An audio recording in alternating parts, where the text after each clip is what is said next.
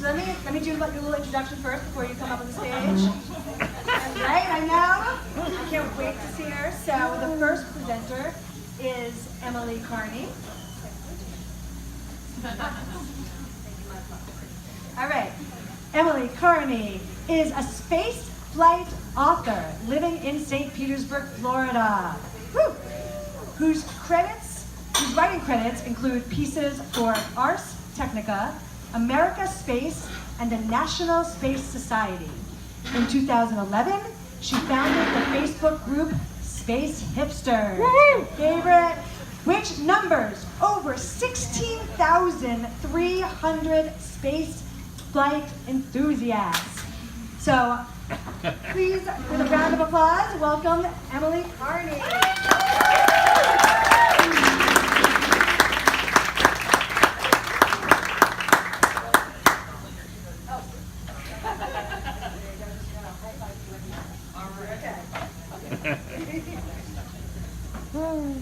Actually, you can just forward button. Hey, how y'all doing? Can you hear me okay? No. Hello? How about now? There we go. Okay. All right, I'm going to start. What do most people know about Neil Armstrong? He was the first man to walk on the moon. Now, it is my opinion that many science communicators tend to overlook the rest of his life and career. Armstrong guided the lunar module Eagle to the moon and stepped upon the lunar surface at Tranquility Base when he was 38 years old. This occurred roughly at midlife for him. He was someone who had milestones well before and after these well-publicized few hours of glory. I think the mic went out again, I'm sorry. Okay, I think I'm back. All right, this talk will discuss Armstrong, the person and engineer who existed before and following Apollo 11, which flew from the Earth to the moon 50 years ago this July. All right. Neil Alden Armstrong was born on August 5th, 1930 in Wapakoneta, Ohio. His family's background had modest roots in farming. His father, Stephen, was among the first generation of his family to not work as a farmer. Young Neil's obsession with flight began pretty early. According to his NASA biography, his father took him to the National Air Races in Cleveland, Ohio when he was only 2. At age 5, Armstrong took his first airplane flight in a Ford tri-motor airplane called the Tin Goose. He was obsessed. By age 15, he was already taking flying lessons. And by age 16, he had a student's pilot's license in hand before he could even legally drive a vehicle. At age 17, okay, Liv? Hello. Oh, it is. So good. All right. Okay. Nope. Hold on for a second. We lost you. Just talk loud, Em. Yeah, you got it. Just Okay, talk real I'm gonna loud. keep going. I'm just gonna talk loud. Perfect. Okay, so at age 17, Armstrong began studying aeronautical engineering at Indiana's Purdue University through a scholarship he had received through the U.S. Navy's Holloway plan. In 1949, he was called to active duty with the United States Navy, and by 1950, he was flying combat and reconnaissance missions during the Korean conflict. During this period, he experienced his first brush with death, as he was forced to eject from a Grumman F-9F Panther following injuries it had sustained during a reconnaissance mission. All in all, Armstrong flew 78 combat missions from the aircraft carrier USS Essex.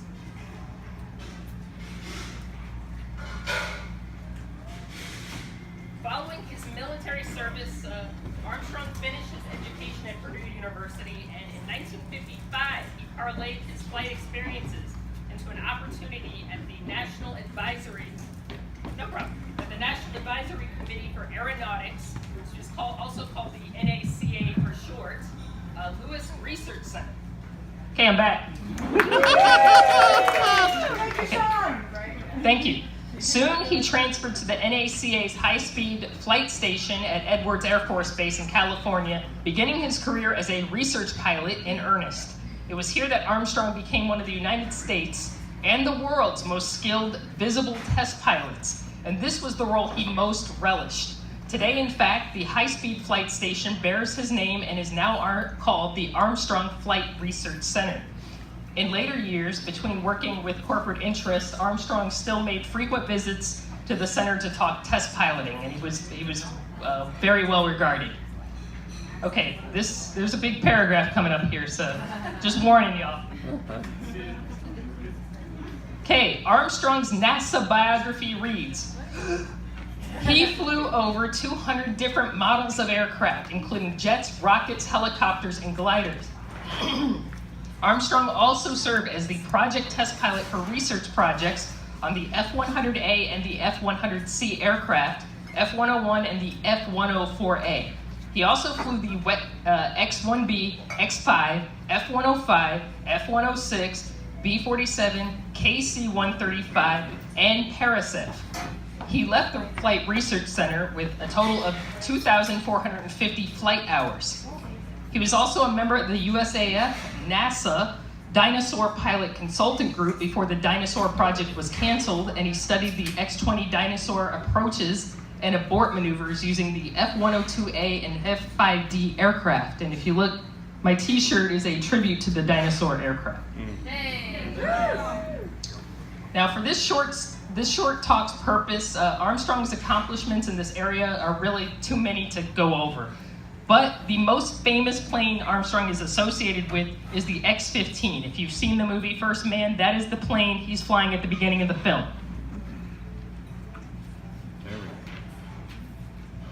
Armstrong flew the North American X-15 a total of 7 times, from 1960 to 1962, reaching a peak altitude of 207,500 feet, which is approximately 40 miles in altitude, and a speed of Mach 5.74, which is over 5 times the speed of sound. This was the fastest, highest plane in the world. In addition to his role as pilot, he worked closely with flight engineers to hone the plane's adaptive flight control systems. According to space historian Chris Petty, his work in control systems was a common theme throughout his career, and as his experience gained through NASA's Gemini and Apollo programs also contributed to a better understanding of analog and digital fly-by-wire systems. Work with those systems during the 1970s would contribute much to what stands, what stands as the most ambitious space plane ever, the most complex space plane ever, which is the Space Shuttle. Now, despite his hard work, Armstrong did not neglect having a personal life. In 1956, he married the former Janet Sharon, and they had 3 children, Rick, Karen, and Mark. But unfortunately, in 1961, tragedy struck. His daughter Karen was diagnosed with a type of pediatric brain cancer in her brain stem, and it's one that to this day carries a very high rate of mortality. And despite radiation and cobalt treatments, she died in January 1962. Her death left an indelible mark upon Armstrong, who would soon be interviewed for a new position at NASA. Zaddy? In September 1960, Zaddy's is handsome guys. In September 1962, Armstrong was selected as one of America's newest astronauts as part of the class dubbed the New Nine. Why? Because there were 9 of them. To expedite this talk, I'm going to skip over a lot of history, but by March 1966, he was the commander of the Gemini 8 mission, flying alongside astronaut Dave Scott, the guy on the right. This mission would prove to be another brush with death for Armstrong, as a malfunctioning thruster sent the spacecraft into a perilous tumble after he exhausted other efforts to stabilize or try to stabilize the spacecraft. Armstrong activated its reentry control system, or RCS system, which saved both Scott and himself. If you guys are really interested, there's a little museum in Titusville. It's called the American Space Museum. They actually have the thruster that malfunctioned, and they have a lot of other really neat things too if you're really into that stuff. I'm a nerd, so I'm into it. Now, while their mission was cut short, they did get home safely, and that's really all that mattered.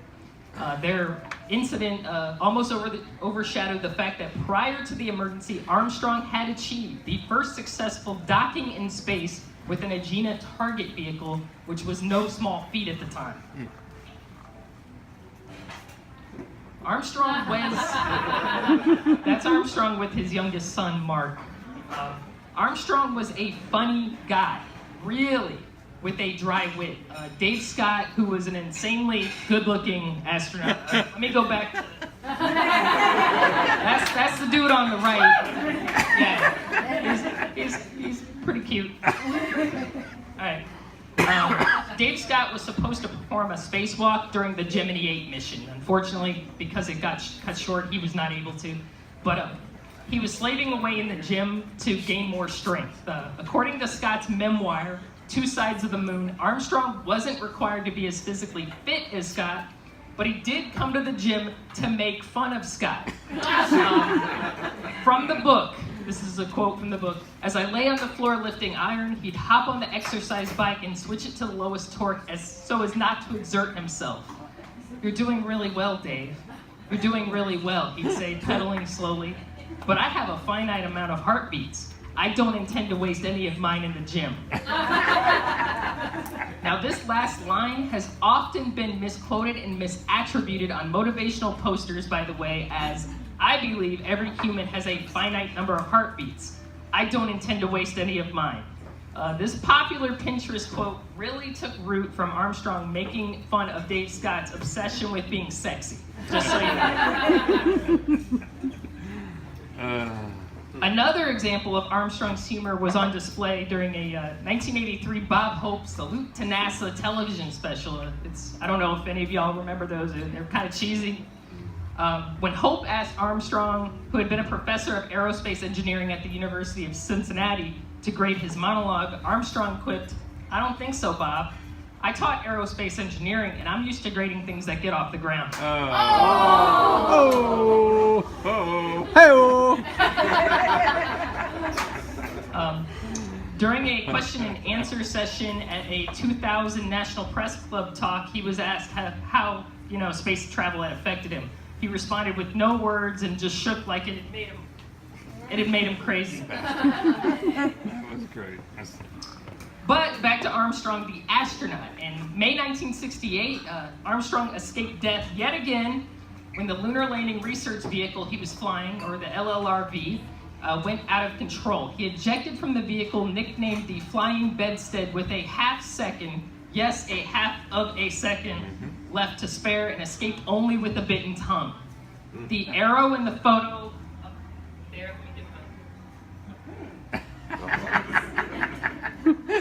okay. The arrow in the photo is pointing to him. That's his parachute. According to fellow astronaut Alan Bean, he returned to work and calmly did paperwork at his desk. When Bean asked him if he'd bailed out of the vehicle, Armstrong only replied, "Yeah, I did." According to Smithsonian Air and Space magazine, Bean later recalled, "I can't think of another person, let alone another astronaut, who would have just gone back to his office after ejecting a fraction of a second before getting killed." Okay, I said I wasn't going to discuss Apollo 11, but I kind of lied. Many people ask why Armstrong was selected to be first man. In early 1969, it was actually announced in some newspapers and news outlets that Buzz Aldrin would be the first to walk on the moon. We all know now that, unfortunately for Buzz, he went out the door second. It has been said by some that ultimately Armstrong was chosen to be the first because he was a civilian during the politically hot late 1960s and because he was not egotistical. But Armstrong's position as first can be explained very simply. He was senior, he already had experience commanding a space mission, and in addition, he had experience dealing with emergencies. Recently, 2 movies have showcased Armstrong's life and career. This is actor Ryan Gosling playing Neil Armstrong in First Man. Another movie called Apollo 11 was also released. These are both very different movies. First Man is a feature film. Apollo 11 is more of a documentary. But they both show Armstrong as a man and engineer whose life was marked by a quiet modesty and who just wanted to get the job done correctly. While First Man has received some criticism for showing Armstrong's more emotional nature, it checks out absolutely with who he was in real life. For example, Armstrong was deeply affected by the premature deaths of his daughter and several astronaut colleagues, and his high heart rate during his descent to the moon absolutely showed he was intent on flying the lunar module to a safe area, which he was forced to after the vehicle's landing radar tried taking him into a field of boulders. One myth often repeated about Armstrong was that he was reclusive. While he certainly did not enjoy being paraded around like a Kardashian and he stopped signing autographs, he was certainly not a recluse. And even in his later years, he made many appearances on television and public events. In the late 1970s, he even did ads for Chrysler cars. If you go to YouTube, type in Neil Armstrong Chrysler, they're there. Many ask why he stopped signing autographs. It may have become because with the advent of eBay and other online auction sites, even sites on groups on Facebook, sellers would ridiculously increase the prices for a signature. There was also an incident where a barber tried selling cuttings of his hair, which is downright creepy. So Armstrong really can't be faulted for not wanting to be a bigger public figure. One of his last events was at an Astronaut Scholarship Foundation gala in April 2012. While I never spoke to him or said a word to him, I saw him out of the corner of my eye while the event was being set up, and there he was, the first man tossing his head back, laughing while talking to someone. It was just enough for me to know he was an actual human being. While this talk did highlight basic details about Armstrong's life and career, if you're interested in learning more, I highly suggest you read First Man by Dr. James R. Hansen. This is the only biography authorized by Armstrong and his family, and is what the movie was based upon. And here's some other books listed here too. There's Picturing Apollo 11, First Man, the screenplay, First on the Moon by Rod Pyle, and then there's also First on the Moon, 1970s version written by the astronauts, Armstrong, Collins, and Aldrin. Armstrong left this world in August 2012, and you can remember him and his legacy with one small act suggested by his surviving family, a wink at the moon. Perhaps he summed himself up best, so we'll end with his own words. I am and ever will be a White Sox pocket protector, nerdy engineer, born under the second law of thermodynamics, steeped in steam tables, in love with free body diagrams, transformed by Laplace, and propelled by compressible flow. Thank you.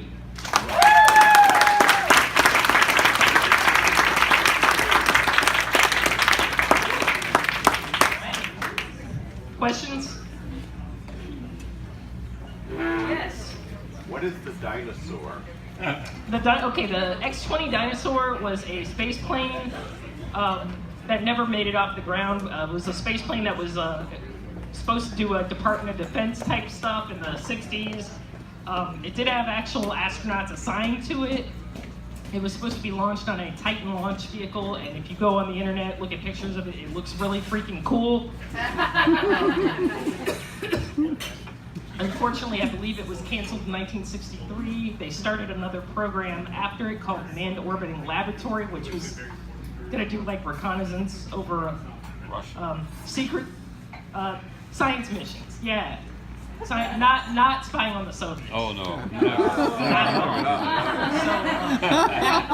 That one ended up getting canceled as well because by the late 1960s, reconnaissance, satellites became so good they really didn't need a guy up there doing it. So that's what the dinosaur was. It was basically kind of a Department of Defense space plane. It's still pretty cool to look at. I love looking at the early pictures of it because it's kind of a neat idea. Any other questions? Yes. Do you know if his sons are still alive and what profession they pursue? Yes, his sons are still alive. They're named Rick and Mark, and they have nothing to do with aerospace at all, I believe. But they do come to. I do see them like at a lot of aerospace-related events. They do, they're very active in that astronaut scholarship foundation and stuff like that. So they are they do carry on the legacy of their father, but they did not go on. They're not pilots. They didn't go into that career, but they're pretty cool, just regular guys. Anything else? Do you have any thoughts on the new space race? Yeah, I really think it's awesome. It's a lot different than what it used to be in the 1960s. Back in the 60s, they did have contractors who, made space vehicles, but nowadays you have like independent companies that have to reach milestones and things like that. So it's a little different from the way it was in the 1960s, but I really admire all the things that SpaceX is doing and that Boeing is doing to get back to space and stuff like that. SpaceX, they've had a few setbacks, but they've done some pretty amazing stuff. I'm really interested to see what they do in the future with the Dragon and the Falcon Heavy.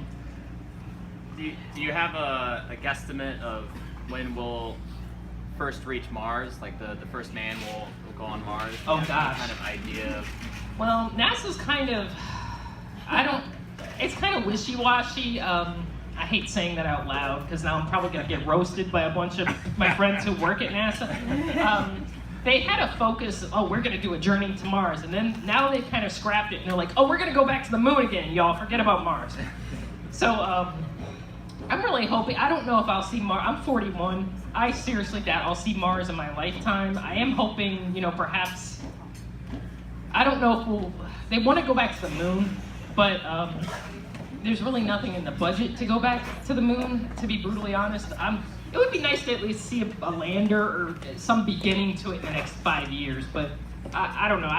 It'd be cool to see people go to Mars, but there are a lot of problems that need to be worked out beforehand, such as shielding from radiation and stuff like that. So we'll see. I don't know if it'll happen in my lifetime, maybe in yours.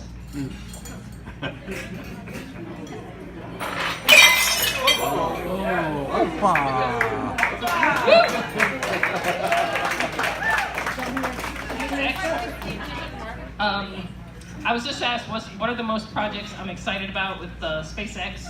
I really love to watch all their launches because the Falcon Heavy is just such a really cool looking vehicle from just an aesthetic viewpoint. But I'm really excited whenever it flies to see the Crew Dragon fly, and I'm really excited. I don't know if this is going to happen. There have been rumors that you're going to see an Orion spacecraft atop a Falcon Heavy, which that would be kind of neat. So we'll see what happens. The Orion spacecraft is a NASA spacecraft. It's meant to go to deep space and things like that. There are rumors that NASA has a rocket they're designing. I'm not going to get into that, but it's called the Space Launch System. And I'll just be brutally honest, it's way behind. So what might happen is the Falcon Heavy might eventually launch it. So that'll be really cool. But yeah, I admire SpaceX. I also want to make it clear that I admire all the other launch vendors too. I think I like what ULA does. I think I don't really believe in too much competition because I think what everybody's doing is fantastic. So all right, any more? Or are we out of time? All right.